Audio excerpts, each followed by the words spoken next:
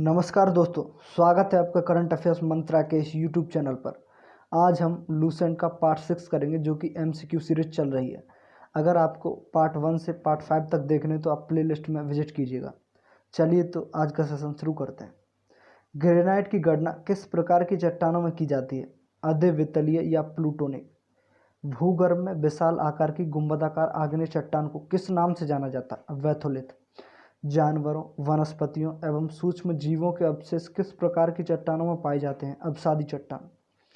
धरातल के सर्वाधिक भाग पर किस चट्टान का विस्तार पाया जाता है?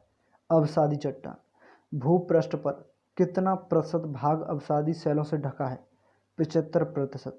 भूपृष्ठ की बनावट में अवसादी शैलों का योगदान है 5%। कौन सी चट्टान जैविक चट्टानों के अंतर्गत आती है? कोयला। कोयला किस चट्टान में पाया जाता है? परतदार चट्टान। पेट्रोलियम यानी खनिज तेल किन चट्टानों में पाया जाता है? प्राचीन संस्तरित। कौन परतदार चट्टानों के उदाहरण हैं? चूना पत्थर, बालू का पत्थर, सेल, डोलोमाइट, कंग्लोमेरेट, जिप्सम।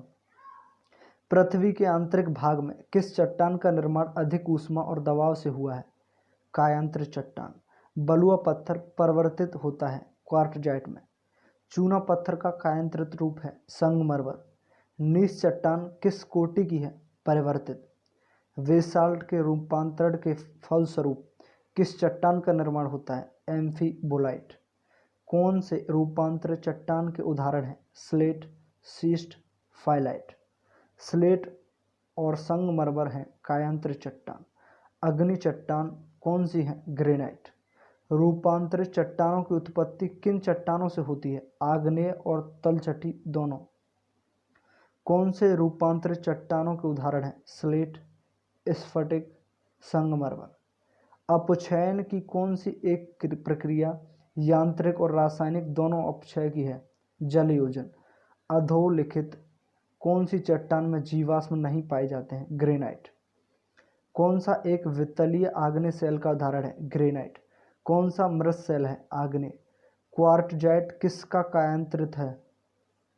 बलुआ पत्थर। प्रत्यास्थ पुनश्चलन सिद्धांत किसकी उत्पत्ति की व्याख्या करता है? भूकंप। भूकंप की उत्पत्ति से संबंधित प्रत्यास्थ पुनश्चलन सिद्धांत का प्रतिपादन किसने किया? रीड। पृथ्वी की आंतरिक संरचना की विश्वसनीय जानकारी प्राप्त करने का सबसे प्रमुख स्रोत है भूकंप विज्ञान।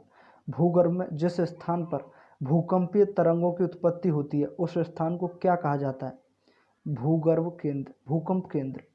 भूकंप मूल यानी फोकस वह स्थान होता है जहां भूकंप की उत्पत्ति होती है। अधिकेंद्र यानी एपिसेंटर भूकंप का वह बिंदु है जो संबंधित है भूकंप उद्गम केंद्र के ऊपर भूपृष्ठ बिंदु से। पृथ्वी की सतह पर भूकंप के केंद्र के ठीक ऊपर के बिंदु को क्या कहा जाता है? उत्केंद्र यानी एपिसेंटर। भूकंप में धरातलीय तरंगें होती हैं, एल तरंगें। कौन सी भूकंपीय तरंगें सर्वाधिक क्षति पहुंचाती हैं? दीर्घ पृष्ठीय। अंतःसागरीय भूकंप द्वारा उत्पन्न समुद्री लहरों को क्या कहा जाता है? सुनामी। सुनामी का मुख्य कारण है भूकंप। विश्व के सर्वाधिक यानी 63% के लगभग भूकंप किस पेटी में आते हैं? परिप्रशांत महासागरीय पेटी। सुनामी किस भाषा का शब्द है? जापानी।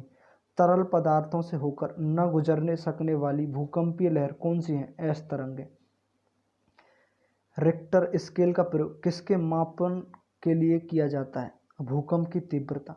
सिस्मोग्राफ किसका विज्ञान है? भूकंप। समान भूकंप की तीव्रता अर्थात समान बर्बादी वाले स्थानों को मिलाने वाली रेखा को क्या कहा जाता है? समभूकंप रेखा। किसी क्षेत्र के उन स्थानों को मिलाने वाली रेखा जहां भूकंप एक साथ अनुभव किया जाता है कहलाती है सहभूकंप रेखा। समभूकंप रेखा का आकार प्राय होता है अनियमित। भूकंप का कारण है टेक्टोनिज्म। अग्निवलय यानी रिंग ऑफ फायर प्रशांत महासागर के विशाल क्षेत्र को कहते हैं जहां भूकंप का कितने प्रतिशत आता है? 68%। कौन सी घटना धरातल पर नहीं घटित होती है? सुनामी। कौन सी अनुमेय प्राकृतिक आपदा है? भूकंप। किसे प्राकृतिक का सुरक्षा वाल्व कहा जाता है? भूकंप। किस ज्वालामुखी में अक्सर उद्गार होती रहती है? जागृत ज्वालामुखी। चलिए तो आज का सेशन यहीं समाप्त करते हैं। चैनल को सब्सक्राइब कीजिए, वीडियो को लाइक कीजिए, शेयर कीजिए। धन्यवाद।